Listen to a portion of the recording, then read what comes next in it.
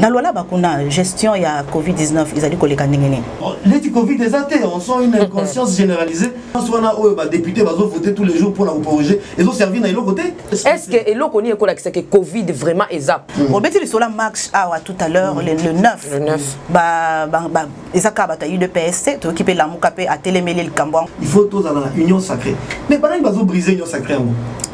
Banane bazo briser. Banane yonde loba banane bazali ko briser. Mais une dépêche. Carbone ne va pas faire payer à la nation entière pour éjecter la première vice-présidente de l'Assemblée. Balongoli la poste wana pour la bousso banaye.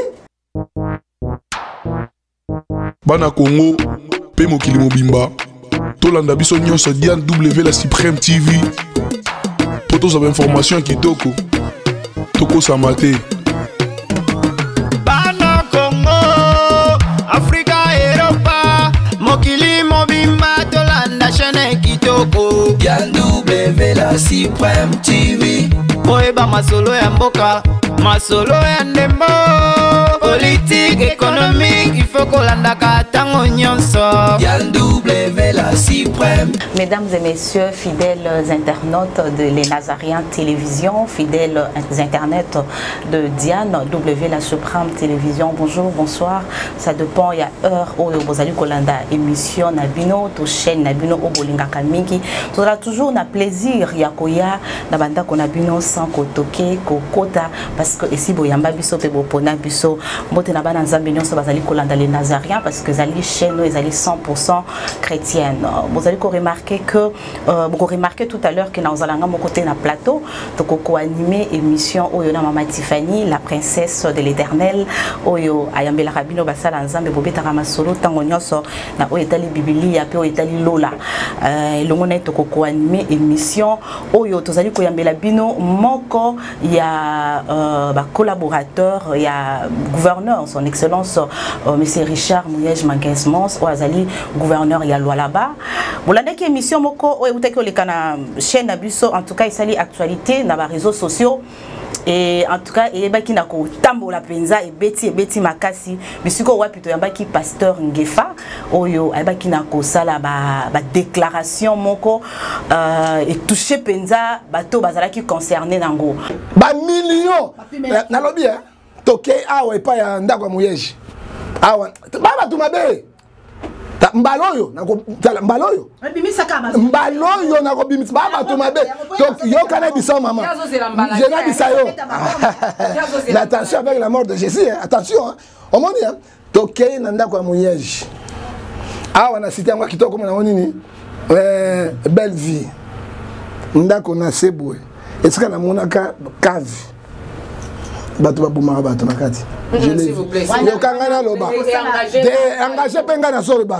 Alors, baloba qui était barovanda kimiate et sengeli était baya ko répliquer ba ko ça la réaction il y a indignation par rapport il y a ba dire to ba propos oyo pasteur Ngefa ayba ki na ko tenir na émission précédente to ba ki na ko sala elongo na Mama Tiffany to ko beta pe li solo il y a procès 100 jours en tout cas actualité politique marche bazali ko préparer déjà le 9 jeudi par rapport il y a désignation il y a Ronsard Malonda à la tête de la CENI to ko beta pe sous gestion il y a Covid-19 ezali koleka lolengeni azali moko ya Lualaba auti Lualaba en tout cas na Kolwezi azana biso elongo awa avant to yambaye na zali ko pesa mbote na Mama Tiffany. Bonsoir maman. Bonsoir Losako. Bonne santé. Oui, je vais bien, merci. Nous sommes collègues à Malam. Et là kitoko na monde des choses de bon, il y a des choses à elanga mais bande comme sous babinga quand on se répétait c'est hiver. Voilà donc to mesana na yango malili pe ya kati ya ndako tozali ko beta mais to ko bakaka na lolenge. Mais Kolwezi ba c'est kabiso na malili obiso to kumisaka na Kinshasa. Ata Kolwezi zaka na Congo. Donc to boy makambo ko kaboloza na Lubumbashi chose na. Par rapport à malili ya temps.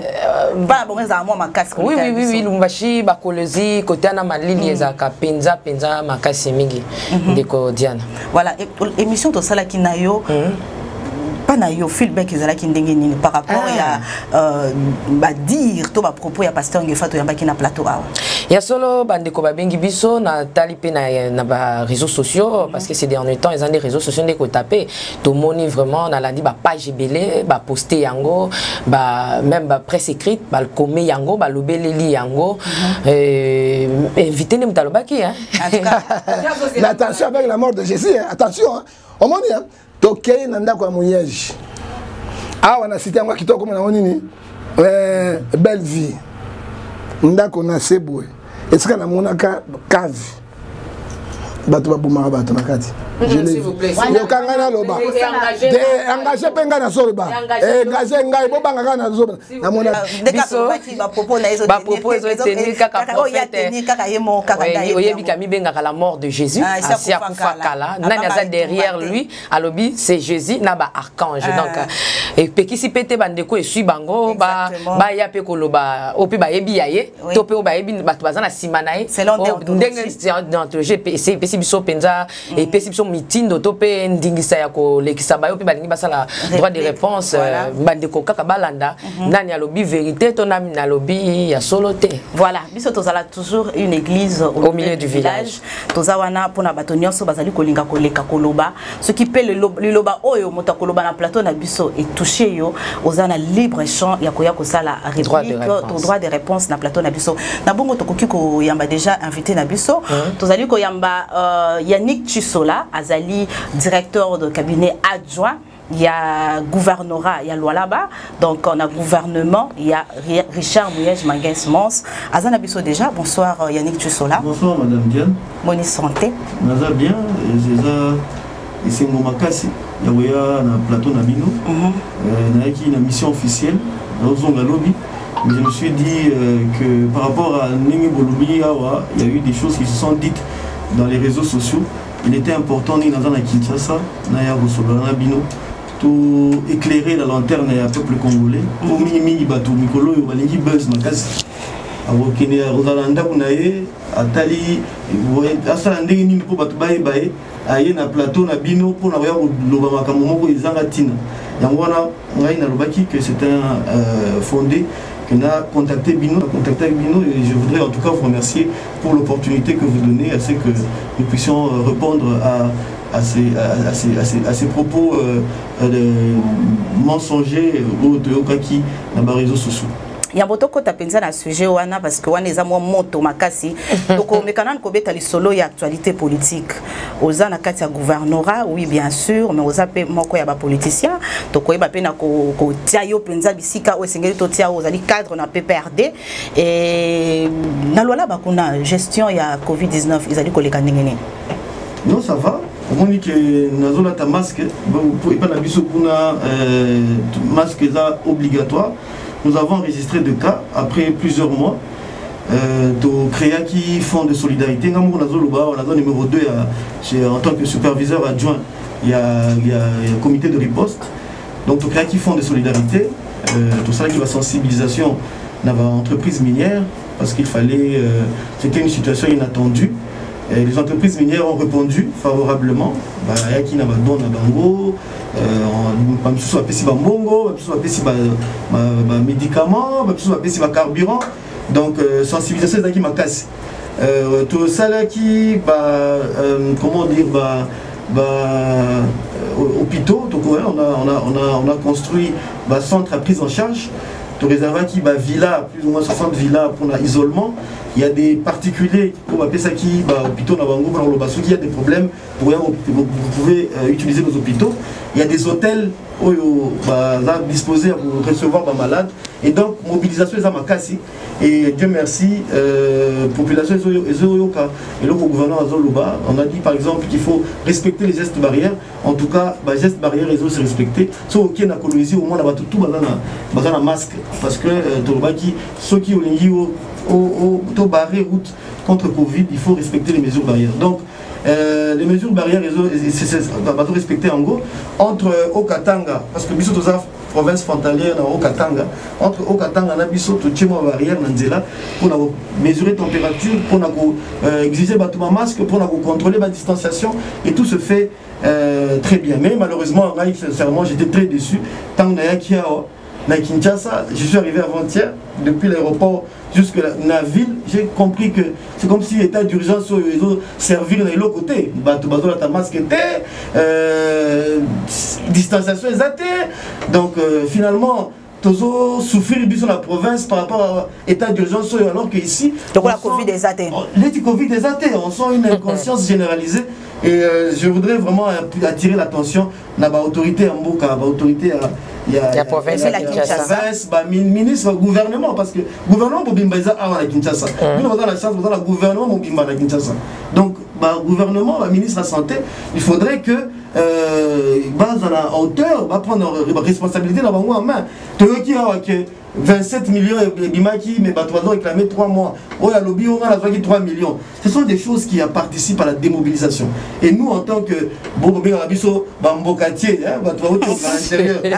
mais nous sommes un peu préoccupés par le fait que c'est comme si tu as une sorte d'envoûtement généralisé où les gens estiment qu'il faut que tu continues dans le Rwanda. Il faudrait que la population ait comprendre que cette maladie, excusez-moi parce que... Oui, ça la laisse en tout cas. Il faudrait que les gens comprennent que le Kinshasa ne va pas perturber le développement de tout le pays. Nous avons besoin de mettre fin. Il faut aussi, ça m'a Covid, pour te relancer le développement la mission. Un petit mot, donc, on remarque mes gestions. On a remarqué inconscience d'abord, inconscience totale. Depuis Tchangou, au Mati, au Keti, Funa, moi j'ai fait la route là, qui d'ici la vitre, Natala. Inconscience généralisée. Na ville, sans masque, distanciation exacte. Mais ma prise à température est zali, moi, ça va prise à température. Président lobby que pas plus de 20 personnes. Mais chaque jour, tout le monde a parti naïe, bakabund, bazoloba, mobilisation. Tout le 9, bazoloba. Comme la partie où on faut comprendre que état d'urgence, on a député, bazo voter tous les jours pour la projet. Ils ont servi dans l'autre côté. Ils ont servi dans l'autre côté parce que batou ya parti à président Koutoubaro liboso, batou liboso Maman Tiffany, moto na ezala kinini. Te na ningina zalaka kana angle wana ndeko Yannick Tusola Koloba na tunaona no par rapport ya maladie au Covid-19 ba ike ba Koloba te ezali ba susu ba Koloba ezali yo inanga mboni tango ozolo ba kibozana ba mesure barrière eza pena likolo ya sikisiki ko le kapenda Kinshasa ndingo moneli bozo sala ngote pona maloba mo ya mo konji ya ekolo président Fati nenga zo pesa kaka mitindo na bato ba koloba ete tozala na ba mesure barrière ndebo ko tosa le bo respecter yango par rapport est-ce que eloko ni ekola que Covid vraiment ezap to kolata ba casque to ko sokola maboko mais bato ngo bazali bato bazo kufa maître mukenda kufa akufa na Covid. Oh, bah, tu vas la présidence, on va faire nini. Tout président Fachi a perdre votre belé, la famille n'a pas à perdre. Covid. Mais Covid, mais bah, tu vas faire il a perdu votre paix, ma camarade n'a pas eu la Covid. La Covid. Vous savez, au moment où il y a le fait de nier que Covid existait, il y a moins de ça qui est tout le monde qui vivent comme si de rien n'était. Il faut prendre cette maladie au sérieux. Et là,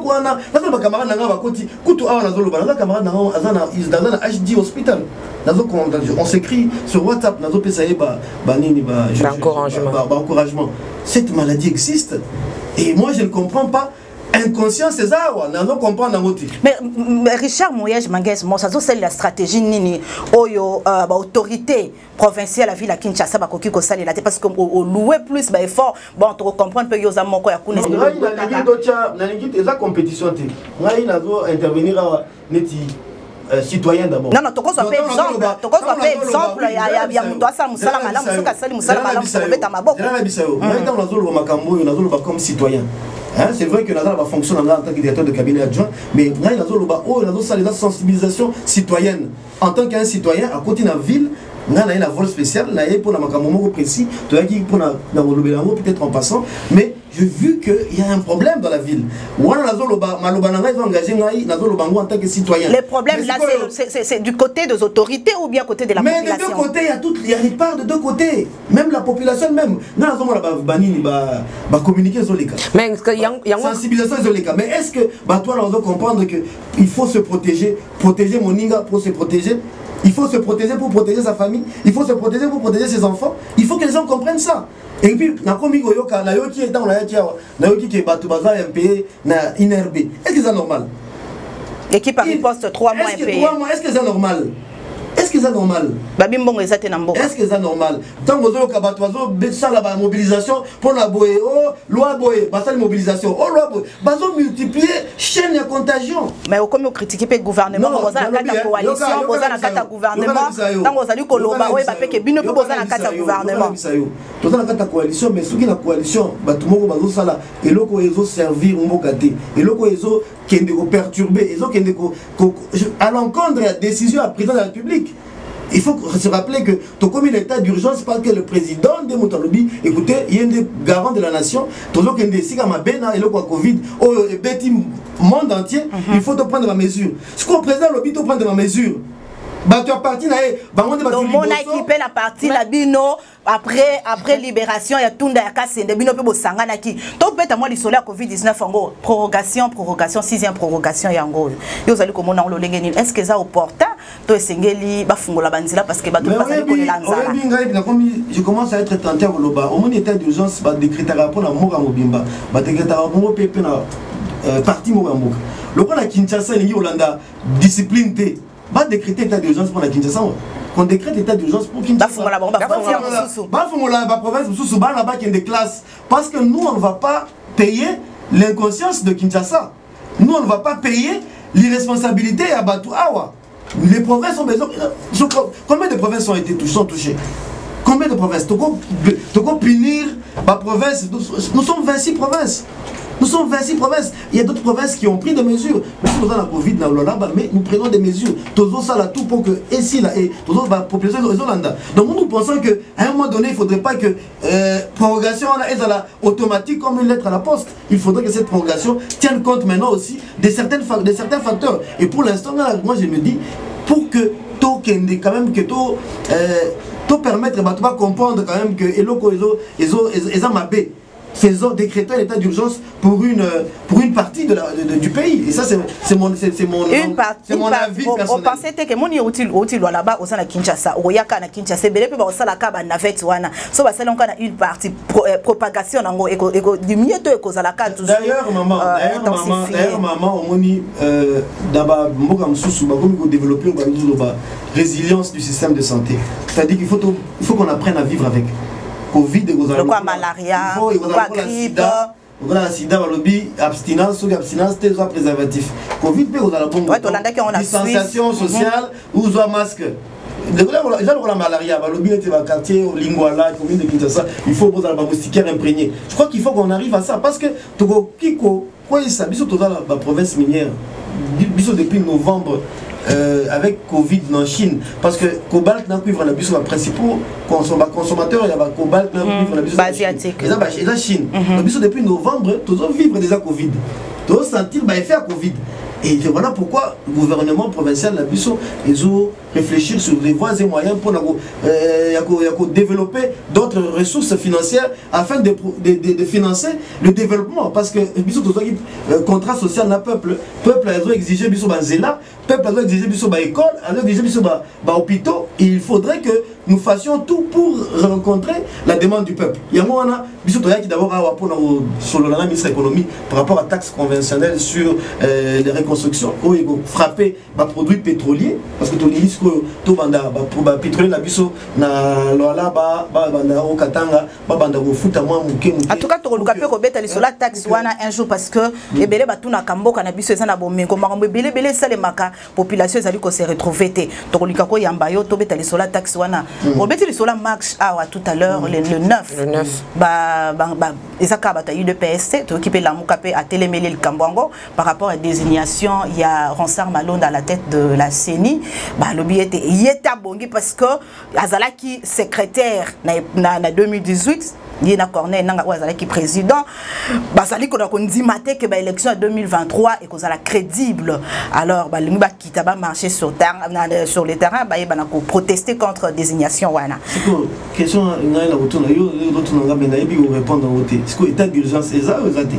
Tant bon ça la marche wana le 9 rassemblement à plus de 20 personnes té président lobby. Tant bon ça la mou. Ba cas exceptionnel ils ont raté. Non, tout le monde qui a repé na ngambo ya tout le monde qui a repé na ngambo ba FCCP ba sala qui. Le président de la République, il y a mon quoi lobby qui na message à la nation à lobby, il faut que na union sacrée. Na minute il faut tous dans la union sacrée. Mais banani bazo briser union sacrée en. Banani bazo briser. Banani yonde loba banani bazali ko briser. Mais il dépêche. Mais il dépêche. Mais il dépêche Kaboun ne va pas faire payer à la nation entière pour éjecter la première vice-présidente de l'Assemblée. Balongoli la poste pour la bousso banaye. A faire payer Mboka Mobimbate parce que yé Moutou, Balongoli wana. Acha bana batu, acha bango na exposé la contagion et on va l'exposer la Covid-19 pour pas bundela azonga wana. Mais précipitation peut y a loi ngwezani et ko yani tu sola parce que bino pe bato FCC bazali ko accuser bino boso ko mbutu na mboka après loi minaku mboka bunda zalaki premier vice-président à l'Assemblée. Bando kama kamona mando lo bake moto kotumba la FCC kotumba la biso pour balingi fatia sa mandate oyoka yangote. Oyoka ki kabuya zolo bateke kabila za mutu malamu aza mayele bino nde bolingi facha sa mandat c'est quoi le biboye non lo bate mais ça système à corbeau les yoka mama système à deux bombes ba tuni so ba epike kabunda yemo ba loba yoka kabunda aza na kanda ndenge balongoli pa ba député ba député balobi ke au place na eza wana te ba député balobi ke place na eza wana te balobi ke oza maele wana ko gérer bisote obi assemblée nationale peuple a voté à moteur peuple oui peuple ça va voter kitoko peuple a voté ba professeur d'université peuple a voté ba médecin peuple a voté ba ingénieur donc dans incompétence selon yo yokate lobate peuple a monaki bon balobaki coalition ticket gagnant ba voter mais ba moni ba gisement ya mutu wana o mutu azo agir nini ceux qui ont vu micro alobi o théorie de bonbons parce que oh mutu azo ba monini oh ceux qui ont vu parole. Vous savez, moi, un professeur me disait la meilleure façon de montrer qu'on est sage, c'est de cacher son ignorance. Son ignorance et pas batouké. Vous avez maïlé. Dans la calme, on a la présomption que vous avez maïlé. Mais si on dit que vous avez et on va dire, vice-président de l'Assemblée, on va théorie de bonbons. Ah, vice-président de l'Assemblée, on va mettre nageur. Finalement, comme il m'a 7 millions, député m'a lobby, monsieur, justifié Bissot. Alors, pourquoi ce monsieur va prendre en otage tout un peuple. Bino pe bo utiliser ki bokota bozwa ki Jean-Jacques Mamba bo mema ki na ngambo na bino ba influencer ki e. Ils ont député. Le webi que mandat député ezalaka nini ba pesa ka injonction te. Bo sala libala na MLC. Te. Ah tant on dit que la muka ko sala nani la muka ko sala marche na IDPS. Ba sala libala na la muka. Comment dire, il balapani pour la panne. Balapana qui na Genève. Obino boya ko kabola libala. Kabole bango balapana ki na Genève. Toto tala bango bagene ko bake ko sala ba signer ba lobi ono soki nga na trahir yo mankare na ngai sila. So basali yango biso to pesa mo tête c'est wana. Puis bango mo ba lobi oh Jérémy puis to mona oh procès de 100 jours. Oh toto tala bango kaka. Bazo Tumbola coalition. Biso Tolobaki, Kabila Lobaki, je serai le dernier à quitter cette coalition. Parce que Biso, tu as l'expérience en haut. Dernier, Chadar, il y a qui n'a Kolobanini, Awa Kalamingite. Chadar, il y a Lobaki Nini. Biso, tu as la 1+4. Ba rebelle, ba Ruta, ba Goma, ba Jean-Pierre. Oui, Jean-Pierre même. Oui, Roubero. Oui, ba rebelle dans l'armée. Ba Yakiawa. Kabila a géré ça. Est-ce qu'on doit comprendre grandeur et Kabila? Au moins les bisous, attends ce qui te reconnaît Kabila, les générations futures, banana bisous reconnaître Kabila. Kabila a géré ba rebelle na Kinshasa. Ba mutu na ba char, na ba soda a géré en gros, to keti référendum, to keti élection. Kabila a géré le Palou qui était en opposition avec nous. Palou Abima 3e, Kabila le bureau Premier ministre. Izenga Muzito, Kabila a géré ça. Kabila sali ba dialogue yoka. Kabila a géré. Parce que ce qu'on a chef, il faut spirituellement, il faut que ça ait un détachement. Il y a militants au-dessus de la mêlée. Il y a un abisso tant de qui va n'a pas porter parole à béret rouge. Bisso le Kabila Oumela. Kabila Oumela tête. Dans la constitution. Quand tu es un chef, la constitution par contrainte, to alanda qui en parce que voilà respecter constitution. Quand tu es un chef, yani tu solo to ba solo. Quand tu es un chef, ba imboka bazali kotala la République, on a sous président parti na yoté. Alanda qui a respecté par contrainte ou bien fallait qu'à respecter. Yo kanante. Tant on a président de la République, on a sous président parti na yoté. Kotika té parti na yo et a dominer. Au monde biso Kabila, asala biso. Biso le bibo ya salibo. Parce qu'il était président de la République. Et aujourd'hui, il entrera dans l'histoire. Banana Bisso, comme un grand président. Oh, Lélo, donc comme il a. Parce que, état des droits, état des droits. Il faut d'abord parler d'État. Quel État Kabila a trouvé? Et Félix a trouvé qu'un État. Monsieur Yannick, Yannick, tu sais là, tu changes le sujet parce que ça, tu continues à camoter là, tu aussi les satés. Pour dire que, notre conseiller président Félix a dit pour tout le monde, des droits. Ceux qui vont le 9 juillet, il faut procurer aux Kangaba caméra, Kangabango pour enfreindre l'état d'urgence sanitaire. Il y a un peu Motuna et Mama Tiffany. L'état d'urgence, il faut pas Kangabango pour Mama Tiffany Motuna mes années. Motuna bandi que Ndekoyani qui penda zo jouer penda lisano penda malema akota abima. Mais monsieur Yannick, il y a évité les cambo ya pouvoir pour le peuple. Par le peuple. Oui.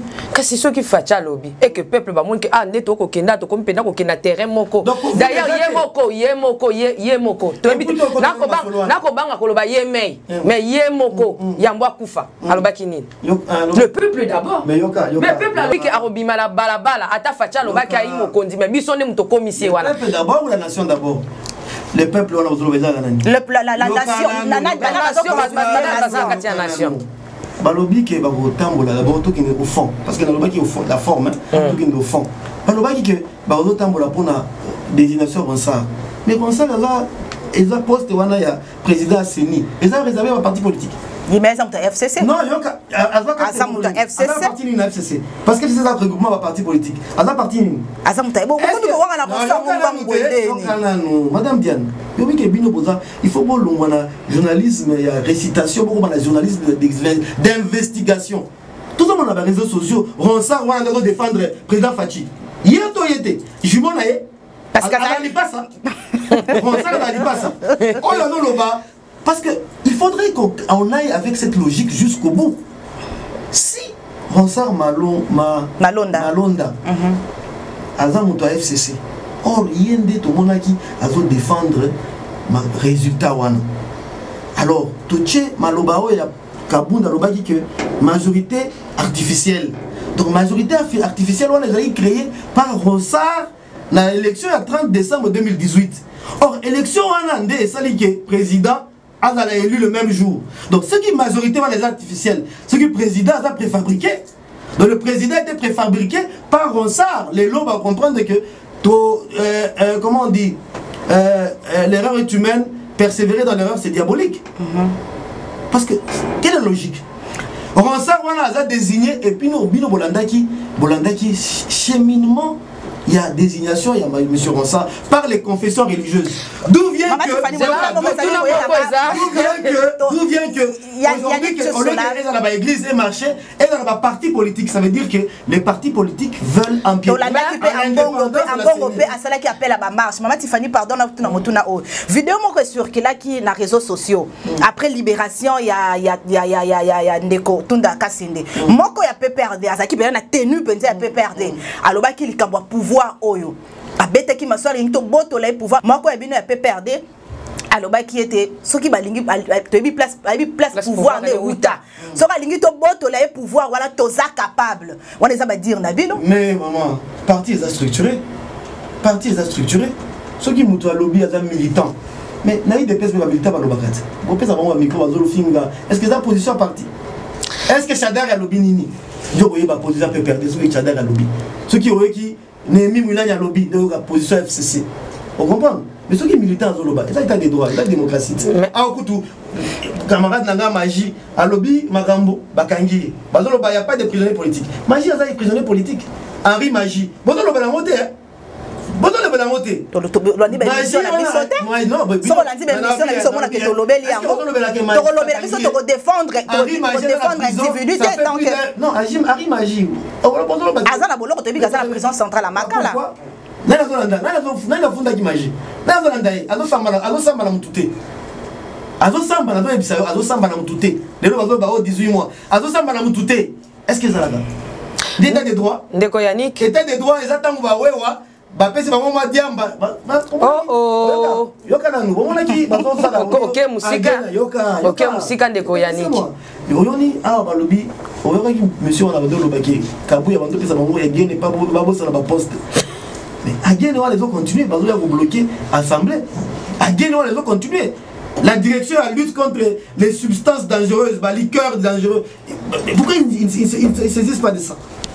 Voilà, yo monaki yango hein. Biso to moni yango te pe occupé li solo nango te. Moi to confirmer wala za ba dire na yo moko en tout cas. Mais na réseaux sociaux te. Yann, yo za rien na. Yo monaki déclaration muto na te. Botika ba chier. Vous comprenez? Et puis botika ba nini na ba nini les rêves botika bosala bolingi bosala moi magique bosala moi dictature bengi bosala moi dictature mo moi dictature ba ko kala ba te ah wana Congo ba ko kala ba te est-ce que tu as la constitution la autant constitution autant ni ba lobaki ba millions de morts pour la démocratie mais Ndeko Yannick na tozonga na moi simam kena likambo ya Ronsa te ya Ronsa ngana zaka na likambo ya Ronsa les neuf ne peuple ko bima pona likambo peuple nini c'est comme si Ndeko Yannick a voté mais la peuple oh là là c'est comme si Ndeko Yannick a voté le peuple bango ba bengi mais tikana tuno motuna na ngina tuno motuna lelo Ndeko Ronsa a komi lokola ngembo akoyeba na esika te tika to loba yo lobi kende ko ransa kimbangisa bwa kisie bino PPRD FCC bolingo yamba ete bozo bwaka eke azalaki alobelaki bolamu ya mwana mboka Fachi bo kuna pe balobi ke yete bako telemela ele nef akomi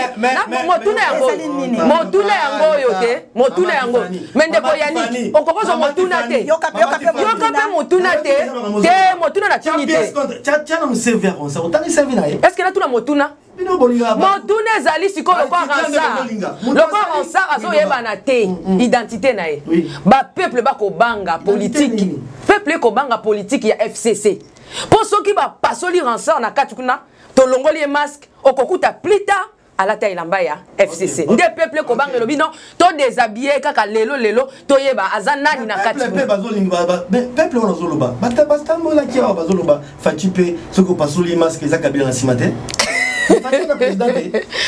Mais il faut arrêter avec ça.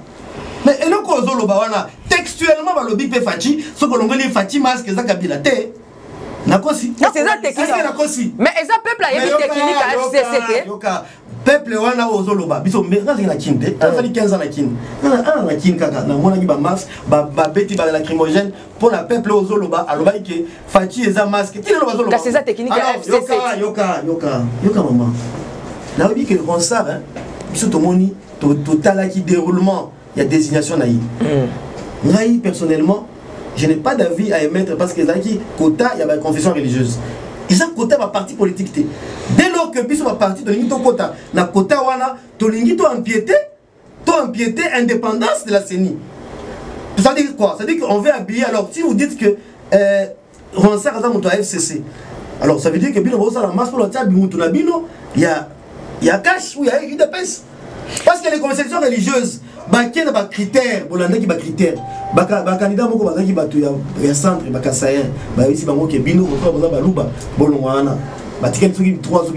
église moko lobi yo tolongoli candidature na batika li mibale papa mi balé wala bomoni ke rosa azala na nini na alors quel est le problème la lingi o répondre nga lokola congolais kota la partité kota la ngamoté depuis oza congolais oza kolongola yo identité na yo te na kolongola nationalité na yo te motuna nazali kotuna boya en tout cas ezali ko matangai tout le monde qui baganga qui en tout cas bato ya confession religieuse bato belé baganga qui bata société civile to lingina nous réforme il y a loi électorale baloba qui pe bala réforme à quel chapitre à quel point na posé dans le motuna nangai balobi to lingi pe susu ba enquête to auditer salema na lobi répondre nga lokola congolais pourquoi est-ce que précipitation il y a élection, il y a désignation, il y a président, il y a CENI et ça les mbang avant la réforme, tout ba audit.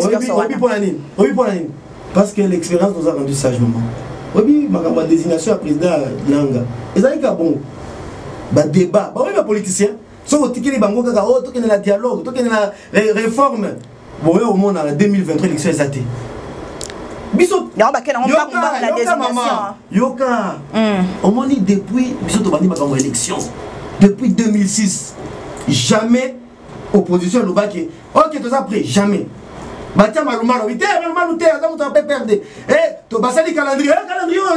C'est comme ça. C'est comme ça. Oh, machine à voter. Oh, machine à voter. Puis, la machine à voter. Machine à voter. Quelle élection, la machine à voter. Tant on va réserver, on a gagné. Oh, gagné la machine à voter. Maman, mais on est quand même, on a quand même des archives, non? Ronsard, ceux qui lobby, Ronsard lobby. Yannick, tu seras président. Yannick, tu seras président. C'est comme ça. Maluma lo balé nani oyo nani nanga. Olo baki o nanga. Machine à voter, machine à tricher, machine à dauphin. Tant mon nanga lobby président Tshisekedi babimi sous na moto na zela lobby oh Fati béton. Vous comprenez? C'est comme ça. Fayoulou, alors baki machine à tricher, machine à dauphin, machine à voler et puis après le bien des présidents élus. Ah bon, on a président élu la machine à voter, machine à tricher. C'est pour vous dire que il y a deux camps. Ce débat, il y a débat à deux camps. Il y a le débat du camp. Il y a camp. Il y a Bato Balingi, peuple. Depuis 2001, tant Kabila a du pouvoir, il ne s'est pas éloigné de ce qu'il a toujours dit. Bon, oui, la peuple, on m'a cassé. Il y a le débat des gens. On m'a appelé Ronsard à l'équipe. Après Ronsard, on va calendrier. Après, on va ce qui n'est pas bon. On va l'élection dans Malembete. Parce que l'élection a qui m'attire. Bah moi élection, faut comment s'approcher, il faut qu'on va créer mon boulot. Oh non, faut qu'on va créer mon boulot. Est-ce que c'est la première fois? C'est la première fois. Alors il faudrait que le peuple comprenne que d'abord un tour dans la Covid, au moins temps vous qui n'est pas marche pour Covid, Corona, ils ont bon ma. Vous comprenez? Ça c'est de 1, de 2, banana bango, bah quand on a la marche de 3, vous devez détruire et on a construit dans cette ville. T'as l'eau limitée. Botobuka, ma marche, ma pillage, limité industriel et tellement. Et aujourd'hui, bon, ok, bon, Tumba parler, Tumba, et puis après, il faudrait qu'on comprenne que ce pays nous appartient. Et puis, on a qui, bon, ça la blague, si on continue à développer. Binotan, bon, ça va marche, on bouka, on va continuer à développer. Bon, ma marche, on va dire qu'on construire. Et puis après, tant si ça n'y a pas des autres non, il faut qu'on soit clair. Il y a un esprit à c'est comme je ne dis pas que c'est ça. Je condamne. Soutenir la République du Kivu. Non, je condamne. Mais il faut comprendre qu'à un moment donné, le peuple est l'homme au Silika. Parce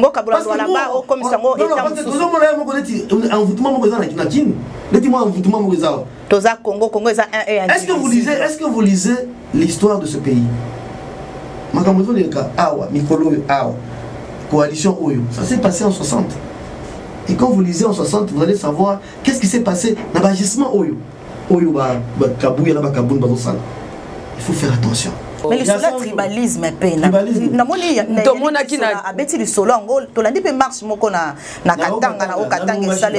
Oui, c'est important, c'est très bien. Tribalisme est important.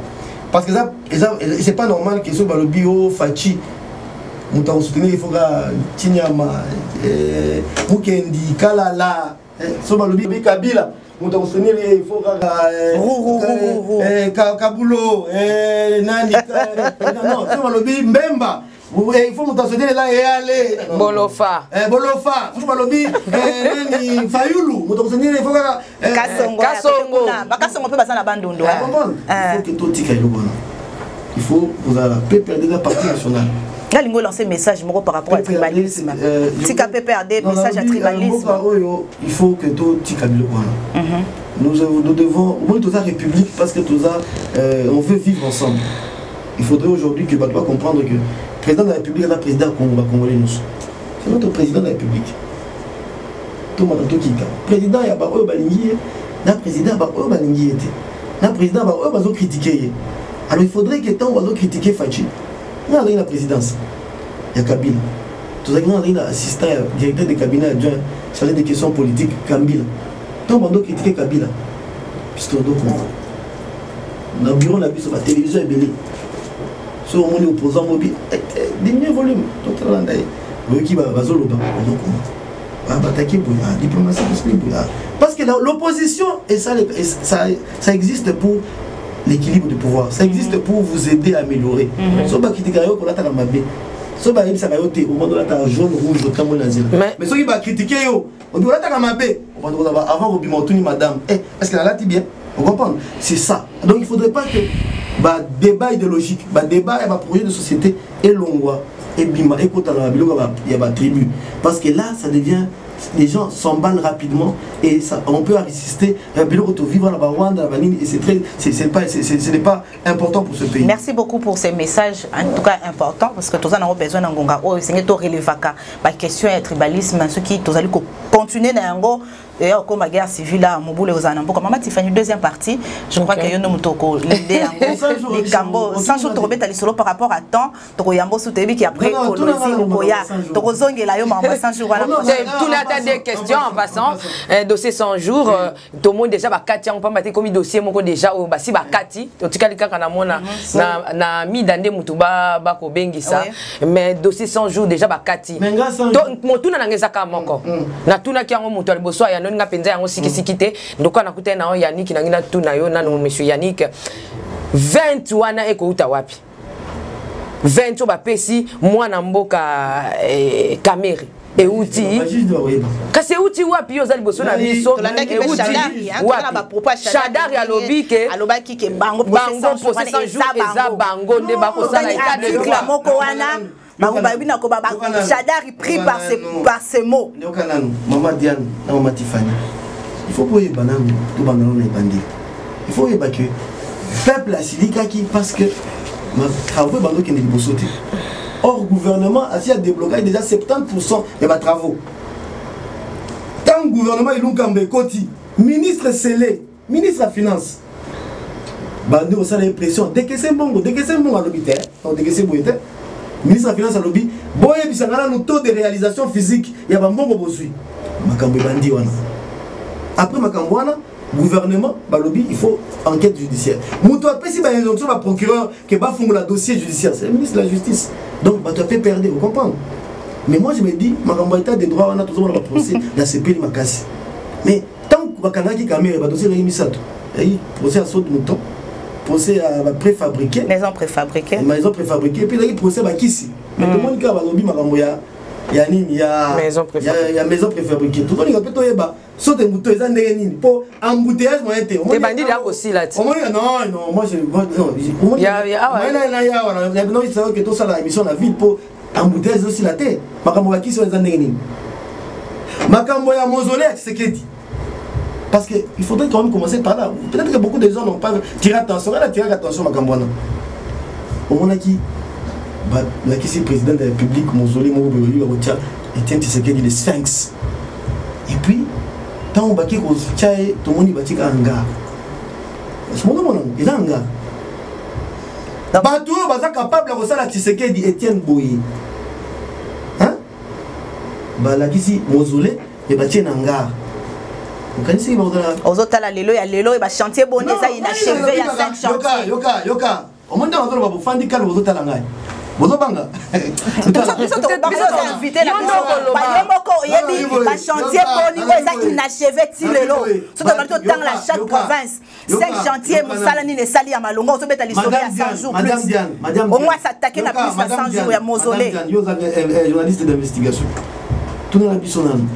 La bateau, Basali.